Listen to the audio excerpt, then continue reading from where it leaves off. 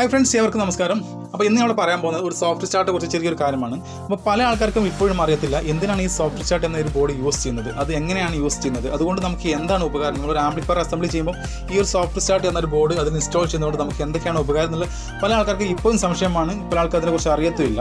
അപ്പോൾ നമ്മൾ ഈ ബോർഡ് കൊടുക്കാൻ വളരെ ഈസി ആയിട്ട് തന്നെ കൊടുക്കാം. നമുക്ക് 4 ടെർമിനൽ കാണാം, 2 ഇൻപുട്ടും 2 ഔട്ട്പുട്ടും. ഔട്ട്പുട്ട് എന്ന് എഴുതി നമ്മൾ ട്രാൻസ്ഫോമറിലേക്ക് കണക്ട് ചെയ്യാം, ഇൻപുട്ട് എന്ന് എഴുതി നമ്മൾ AC ഇൻപുട്ടിലേക്ക്, അത് സ്വിച്ച് കഴിഞ്ഞ വയർ നമുക്ക് കണക്ട് ചെയ്യാം. അപ്പോൾ ഇങ്ങനെ കണക്ട് ചെയ്യുന്നത് കൂടി നമ്മൾ ട്രാൻസ്ഫോമറിനും അതുപോലെ തന്നെ പവർ സപ്ലൈയിൽ ഉപയോഗിക്കുന്ന കപ്പാസിറ്ററിനും അതുപോലെ തന്നെ നിരവധി കാരണങ്ങളോട് നമ്മളെ ആംപ്ലിഫയറിനെ ഇത് പ്രൊട്ടക്ട് ചെയ്യുന്നുണ്ട്.